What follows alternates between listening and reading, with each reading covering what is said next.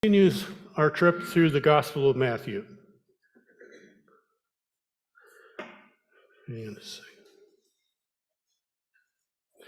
And our reading starts at Matthew 18, verses 15 through 20. Let's listen for God's word to us in Gospel of Matthew. If your brother or sister sins against you, go and point out the fault when the two of you are alone. If you are listened to, you have regained that one. But if you are not listened to, take one or two others along with you, so that every word may be confirmed by the evidence of the 2 or 3 witnesses. If that person refuses to listen, then tell it to the church. And if the offender refuses to listen even to the church, let such a one be to you as a Gentile and a tax collector. Truly, I tell you, whatever you bind on earth will be bound in heaven, and whatever you loose on earth will be loosed in heaven. Again, truly, I tell you, if 2 of you agree on earth about anything you ask, it will be done for you by my Father in heaven. For where 2 or 3 are gathered in my name, I am there among them. The gospel of the Lord. Praise to you, O Christ. So, this is the second time this statement from Jesus about binding and loosing has come up in our text in Matthew. A couple of weeks ago, when we had Peter's wonderful identification of Jesus as the Messiah, the Son of the living God, hearing this, Jesus declared, I will give you the keys of the kingdom of heaven, and whatever you bind on earth will be bound in heaven, and whatever you loose on earth will be loosed in heaven. I admit, at that time, I just kind of glided over that statement and hopefully spent time productively on other elements of the text. Then here today, it shows up again, verse 18. Truly, I tell you, whatever you bind on earth will be bound in heaven, and whatever you loose on earth will be loosed in heaven. Stanley Saunders points out that sayings on binding and loosing present a puzzle that resists precise resolution, but needs our attention. In both of these statements in Matthew, Jesus is speaking to his disciples, telling them what they bind and loose on earth is to be bound and loosed in heaven. Thinking about this, at the same time, it's 2 things. First, a startling grant of authority, both on heaven and earth. And second, if accepted, it should be a warning to the disciples of consequences of their actions, both in earth and on heaven. With the granted authority comes profound responsibilities, especially when you consider their community, the church, represents God's presence in the world. It behooves us to think about what does binding and loosing mean. These are not words that you and I use in everyday conversation. The binder is something that those of us in agriculture see in museums now. Charles, I don't think you'll have one on your sale next Saturday. Huh? No, close. So a binder there is an antique. And unless you're British and think of rubber bands as binders, you probably don't use the word there either. Not something we use in everyday conversation. Saunders points out that biblical scholars' consensus has been that these terms have something to do with a series of things. That series of things are like, 1, determining the boundaries of community, intervening in conflicts, settling matters of doctrinal disputes, and deciding who's in and who's out. Because these binding and loosing impact both heaven and earth, they are important decisions, important items. However, they really focus on the consequences of binding and loosing rather than the principles and the practices.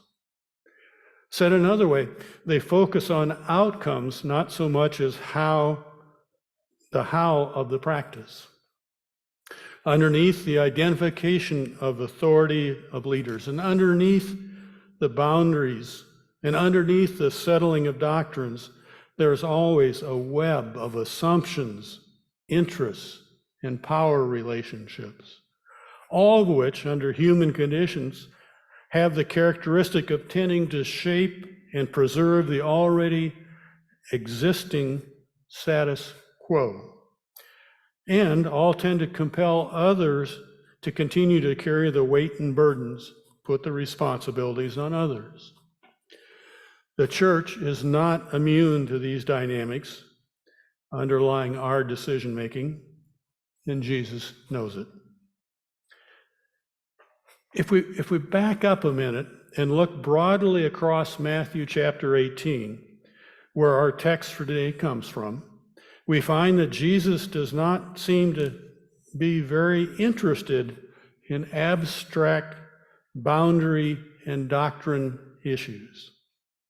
Likely much to the disappointment of the traditional church leaders of his day. He is not interested in precise determination of the lines determining who's in and who's out. Not interested in who eats grain that they casually harvest on the Sabbath. Not interested in declaring who has sinned. Nor is it likely his intent that he is saying will be used to support what he is saying is will be used, intended to be used to support development of church hierarchy and affirmation of authority of the church leaders in the centuries and centuries to come. Rather, Matthew's Jesus is concerned about the least ones, meaning the vulnerable and the ones at the bottom of the power structure. Chapter 18 begins with true greatness is modeled by the humbleness of a child. Jesus says, whoever becomes humble like this child is the greatest in the kingdom of heaven. Whoever welcomes one such child in my name welcomes me, he says. Better to tie a millstone around your neck and jump in the sea than cause one of these little ones to stumble, he says. Better to leave the 99 sheep in place and search the mountain for the lost little one, he says. The point of the whole of Matthew 18 is not that the church or its leaders possess special authority or insights when dealing with disputes. Rather, it is that whatever the church and its leadership do exercise authority, whenever they exercise authority, they are obligated to pay endless attention to the least powerful members of the community. Whenever and whatever we bind and lose, the Christian community is called to defend the interest of the least ones in our midst, as well as to create space and conditions for forgiveness and restoration to flourish. While it is a challenge, it is still reasonably comfortable to us to use this approach of binding and loosing when we apply it out there to the church hierarchy and the church doctrines, those things out there. However, we are not to neglect the binding and loosing our practices in which we individually take part on a daily basis. What we personally bind and loose is inherently tied to our worldview, our values, and our life pathways.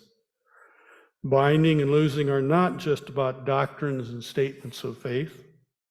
They are embedded in our daily decisions about where we shop, the neighborhoods where we choose to buy houses and live, the decisions to turn some people into friends and others into enemies, some into heroes and others into villains. Our continuous activity sets in place and makes real relationships binding and losing, which, according to Matthew 18:18, even the power of heaven may not be able to undo. The issue in Matthew chapter 18 is not whether the community and its leaders have the power to bind and loose. That is a given. The issue is not, do each of us have the power to bind and loose in our daily lives? That is a given. The issue is values, worldviews, convictions, and practice that shape this authority in distinctive ways that truly say, yes, I am a Christian. I have a faith underpinned that shows in those daily activities. Matthew 18, in particular verses 15 through 7. You recognize those verses. If another one member of the church sins against you, describes the process as Jesus' discourse on community discipline. The case I've been trying to make this morning says if we back up and look more broadly, the fact is chapter 18, in which this is embedded, describes the foundational values and practices that distinguish the community disciples from any other. Distinguishes the church from the world. Look at 18. It starts, verses 1 through 5, solidarity with one another, with children as a model. Verses 6 through 9, avoidance of actions that cause others to stumble. Embedded in this chapter is the care of the most vulnerable, the restoration of those who go astray, included is forgiveness without limit. In the pursuit of this vision and these practices, the community embodies and represents the empire of heaven on earth, and are rewarded and supported by the fact that Jesus himself is present among us, even when 2 or 3 are gathered in his name. Now, I do not mean to ignore the stepwise process described in the middle of this reading. It is a concrete example of careful, orderly, and most important, persistent means of dealing with kinds of an interpersonal conflict that lead us to binding and losing. This could deserve a sermon unto itself, not where I chose to go today. But I will observe Jesus describes a process that resembles and has been foundational for modern practices associated with restorative justice. A process that focuses less on punishment and more on restoration of dignity and wholeness for both the conflicted parties and their communities.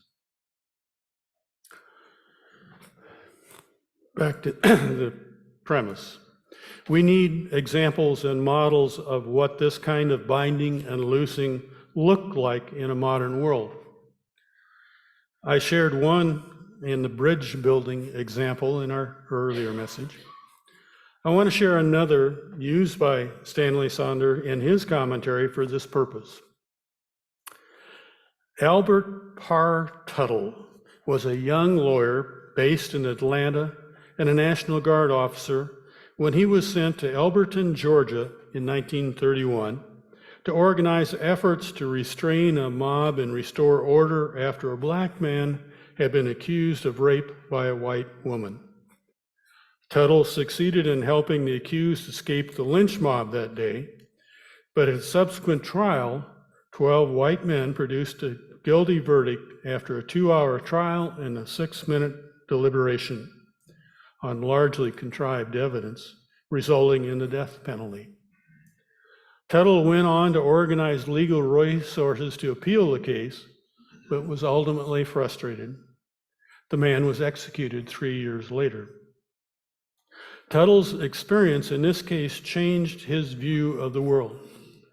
Tuttle went on to become a highly successful lawyer and was eventually appointed to serve as Chief Justice of the Fifth Circuit Federal Court of Appeals, with jurisdiction over the southern states from Texas to Florida.